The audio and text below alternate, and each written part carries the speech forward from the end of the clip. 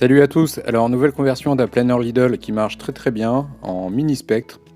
À savoir le mini spectre, c'est un avion tout simple, un bipoutre comme vous voyez, avec un moteur propulsif, une profondeur, on va le piloter en 3 axes. Par contre il est un petit peu particulier dans la mesure où il a un angle d'aile inversé.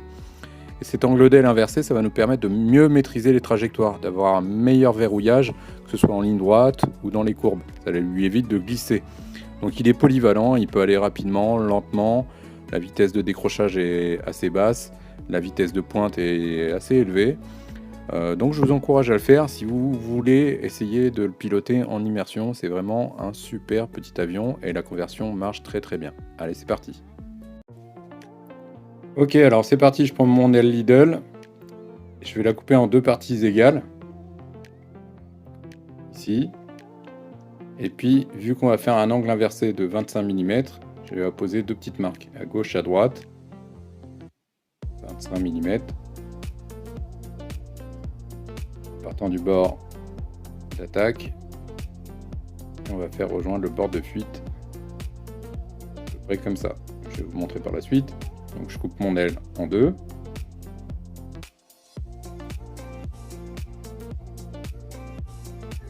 Je règle le problème du dièdre, puisque ça va être embêtant par la suite. Donc je plonge l'aile dans de l'eau bouillante. Et soigneusement, en prenant mon temps, je vais venir retravailler le PP de manière à ce qu'il prenne une forme aplanie.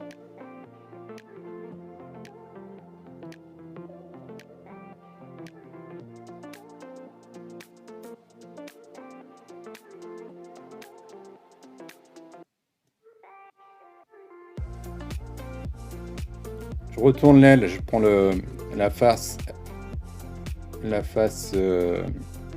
inférieure, ça sera plus pratique pour dessiner. Je fais se rejoindre les angles derrière pour qu'on ait une ligne droite pour pouvoir travailler par la suite.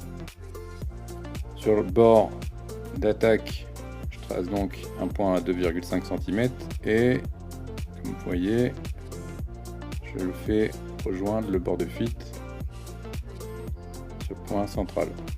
Je découpe comme ceci.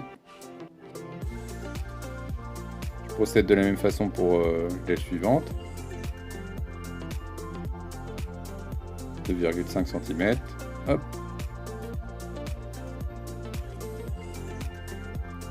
Je trace un trait.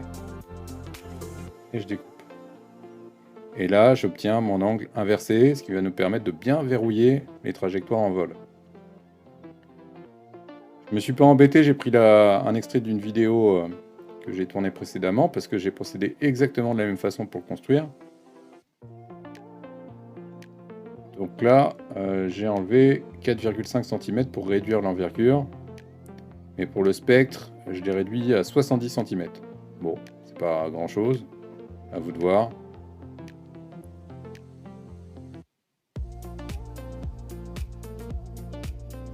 On vérifie que nos ailes soient bien symétriques. Comme je disais là, 72, mais pour le spectre 70 cm. Je m'embête pas, j'y vais à la colle chaude pour réassembler les ailes.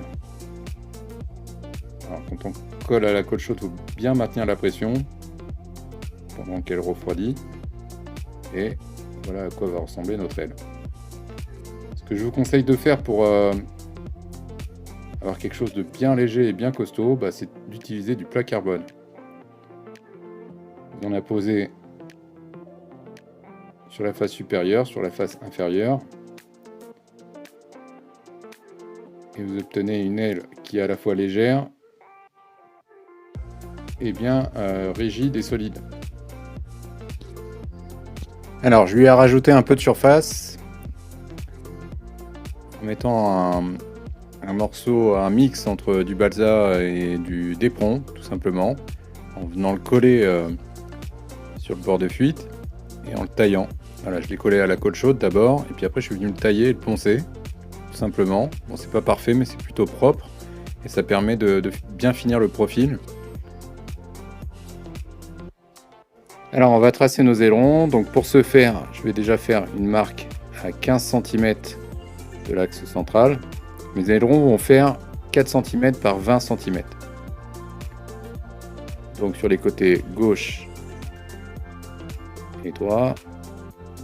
Sur l'aile gauche et l'aile droite, je fais un tracé parallèle à l'axe central de 4 cm pour commencer.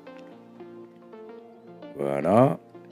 Je viens chercher l'extrémité de mon aile et je fais un point pareil à 4 cm.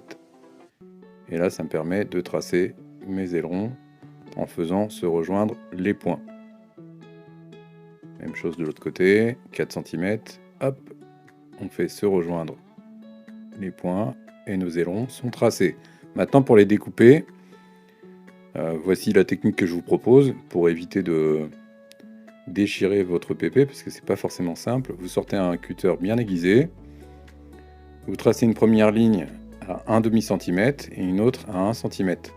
Je prends le cutter, je fais une découpe droite dedans, pas trop profonde. Et comme vous voyez sur les extrémités, je vais faire une découpe en inclinant mon cutter. Je vais enlever l'excédent. Et je vais venir travailler tout doucement l'articulation de mon aileron sans venir casser le PP. Ça me permet d'avoir quelque chose de relativement propre avec un aileron qui est bien fonctionnel. Donc je vous conseille d'y aller tout doucement. Vous travaillez, vous articulez votre aileron de bas en haut sans le faire craquer. Et celui-ci sera fonctionnel.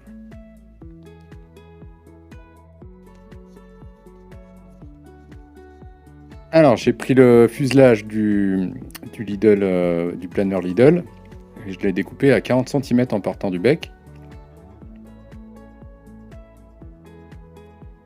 Je vais mesurer la partie arrière, donc à 3,2 cm. Et je vais donc faire une encoche pour pouvoir faire en sorte qu'il vienne s'emboîter correctement au niveau du bord de fuite.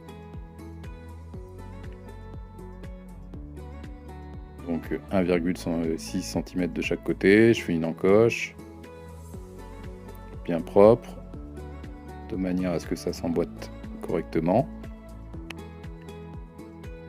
À l'avant de l'aile, je vais tailler une petite partie en mousse de 1 sur 5 cm. Et là, en me servant des parties que j'ai découpées, je vais mettre 2 morceaux de PP de 3,5 cm. En fait, ça va compenser l'angle négatif qu'on a créé sur l'aile. Ça va éviter d'avoir des problèmes de centrage. Ici, je viens mesurer, donc 15 cm entre le bord d'attaque et le bord de fuite. Et du coup, je vais le tracer sur le fuselage en partant des morceaux de mousse blanc, là, 15 cm. Et faire une petite découpe aussi propre que possible au cutter.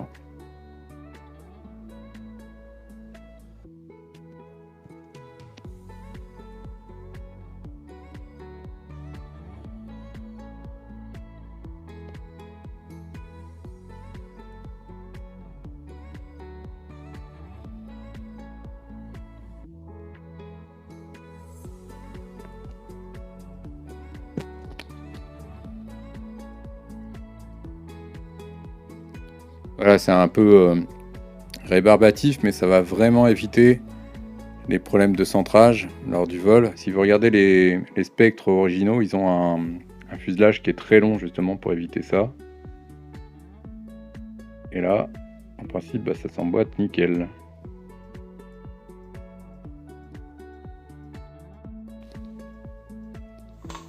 Alors, la profondeur. Moi, je l'ai découpé dans du coroplast. C'est du plastique alvéolaire. On le trouve en magasin de bricolage ou sur internet. C'est hyper costaud. Je vous conseille de mettre tout simplement le cerveau au centre là. Voilà. Et puis avec un stylo, on va venir travailler sur notre aileron de profondeur. Donc sans le percer, on vient appuyer comme ça.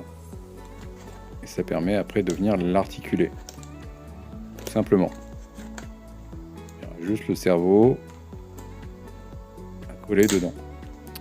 Au niveau des poutres, je les ai découpées dans du Superboard Pinchler.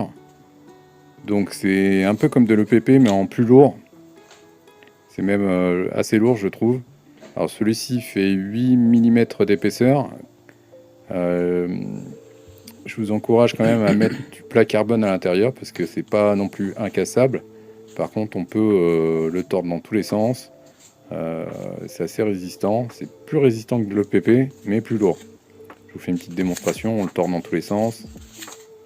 C'est vraiment assez difficile à casser. Hop là. Donc le pinchler ou le superboard c'est bien, après c'est un petit peu coûteux, vous y aurez à mon avis pas tous accès, enfin vous l'avez pas tous sous la main et c'est peut-être pas utile d'aller en acheter juste pour 2 poutres. Donc si vous utilisez du Depron, ce que je peux vous dire, essayez de doubler l'épaisseur, mettez au moins du carbone dedans, sinon ça va pas faire long feu. Ou si vous avez des feuilles de pépé, ça fonctionnera bien. En tout cas, le pinchler et le carbone, c'est costaud. Je peux vous le certifier. Les winglets, je les ai découpés simplement dans l'empennage, dans la profondeur d'origine du planeur Lidl. Et je vous ai fait un petit plan que je vais vous laisser en lien en téléchargement gratuit. Alors la plateforme, il y a juste à se connecter, hein. Des fois on me demande ouais c'est payant, non c'est pas payant, il faut juste se connecter et vous y avez accès gratuitement. Alors, au niveau du fuselage, je vous conseille de mettre des joncs carbone là sur le côté en 2 mm. Ça permet vraiment de le renforcer en cas de crash. Il y a un côté rassurant quoi, on sait que l'avion il va pas s'exploser, surtout lorsqu'on pilote en FPV et que ça commence à accélérer un petit peu. À faire un assemblage rapide. Alors j'ai fait des petites entailles comme vous voyez pour venir glisser les poutres. Bien sûr il faudra coller ça lors de l'assemblage. Voilà ce que ça donne. Alors ce modèle là il va partir chez un copain en Allemagne, un copain pilote. Et puis le modèle avec lequel j'ai volé là, mais il a beaucoup d'heures de vol. Je l'ai pas aménagé parce que je l'aime bien cet avion. J'ai fait quelques ajustements, mais franchement ça vole très bien. Alors, je vous fais un petit topo sur l'électronique, donc 3 cerveaux en pignon métal de préférence si vous voulez que ça tienne un petit peu. Donc celui de la profondeur je le mets au milieu comme vous voyez. Ici on va le mettre dans l'axe de l'aileron placé sous le carbone. J'utilise des chapes en plastique toutes bêtes avec comme vous voyez la petite croix dont on se sert jamais là, comme en guise de guignol en fait, pour venir articuler mes ailerons. La petite croix qu'on reçoit avec les cerveaux. Support moteur, moi je les prends sur AliExpress, j'ai pas d'imprimante 3D donc voilà, je les commande en lot, ça coûte pas cher, je vous mettrai le lien si vous voulez. Celui-ci est équipé d'un 2207 T-Motor 2500 kV. On fait passer les fils par en dessous.